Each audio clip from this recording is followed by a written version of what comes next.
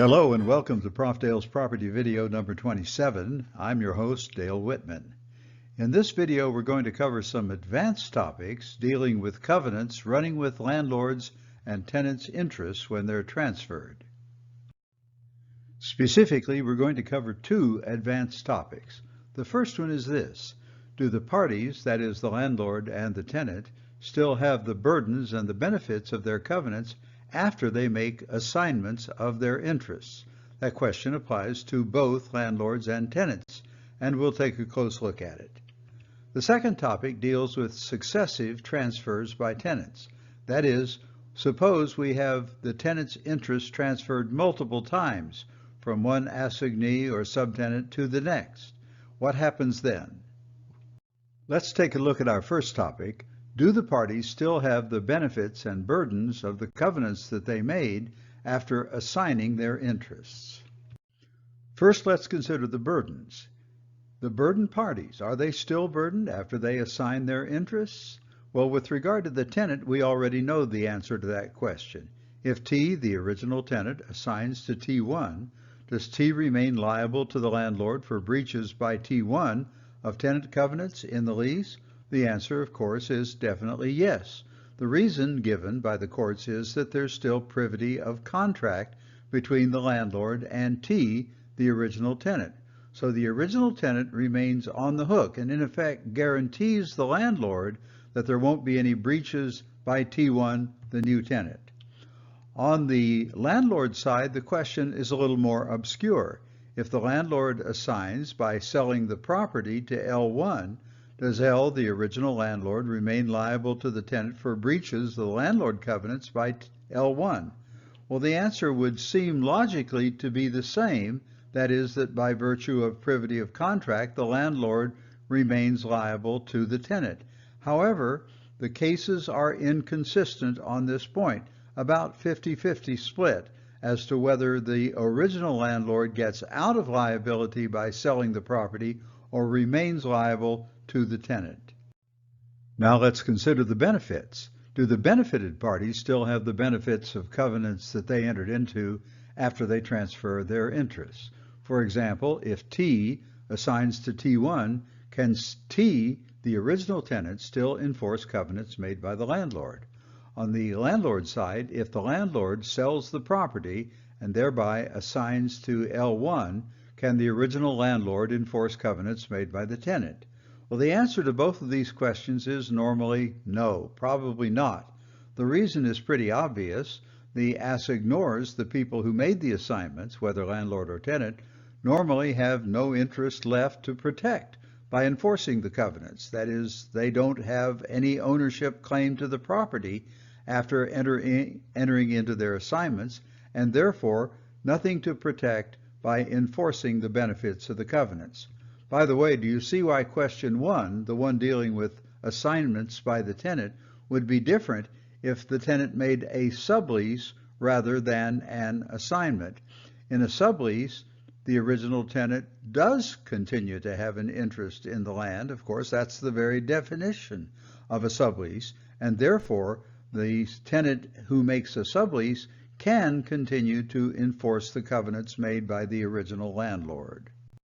So to summarize our conclusions then, in a landlord-tenant relationship, if one of the parties makes an assignment, landlord or tenant, well, they still have the burdens of their covenants.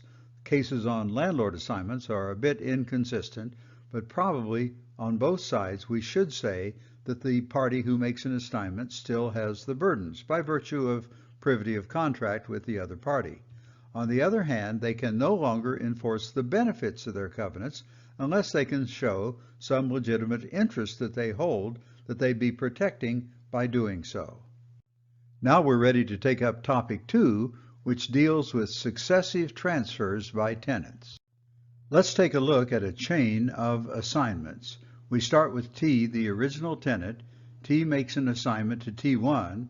Later, T1 reassigns the leasehold estate to T2.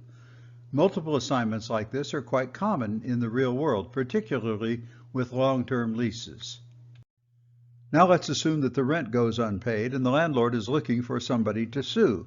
The landlord has potentially three choices: T, T1, and T2. Who's liable to the landlord? Well, T, the original tenant, of course, remains liable, as we said a moment ago, because T still has privity of contract with the landlord. You don't get out of your liabilities by making an assignment.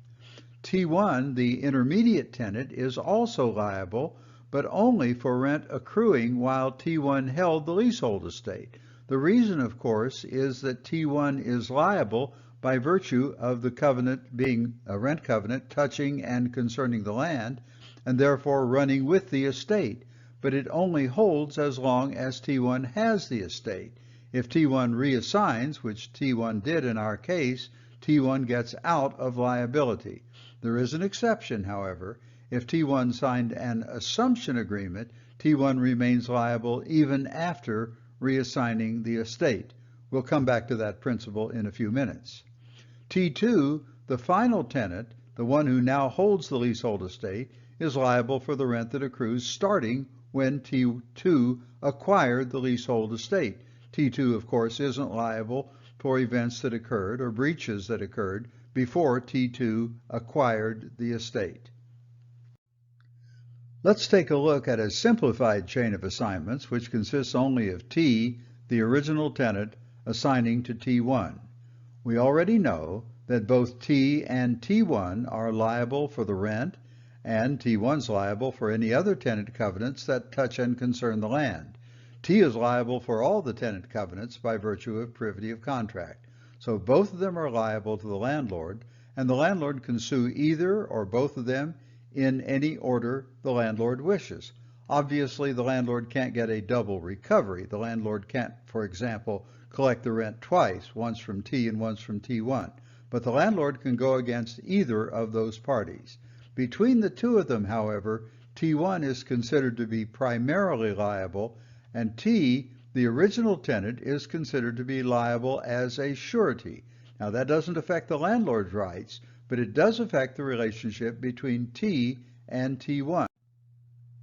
T, the original tenant, is liable, as we said, as a surety. What that means is that if T pays the delinquent rent, T can demand reimbursement from T1 because T1 is primarily liable. It doesn't work in the other direction, though. If T1 pays the rent, T1 can't demand reimbursement from T. In other words, as between T and T1, the ultimate loss, the ultimate liability, ought to fall on T1. How can T, the original tenant, get out of liability? Well, one way, of course, is that T might persuade the landlord to release T, the original tenant, from liability. Now, landlords might or might not do that. Generally, they're a little reluctant to do it because it's always nice from the landlord's point of view to have two people liable for the rent and the other covenants rather than just one. But the landlord might be willing to release T from liability. There is, however, another way that T can get out of liability, and that is if the landlord and T1 modify the lease, and they do that in a way that is detrimental to the tenant. For example, suppose they agree to raise the rent. If they do, T, the original tenant, who was liable, as we said, as a surety, will be discharged from liability under the concepts of suretyship law.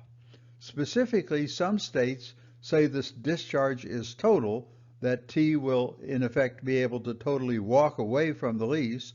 Other states say the discharge is only to the extent of the detriment that results to T from the modification. That would be only for the additional rent that the parties agreed to in the modification that L entered into with T1.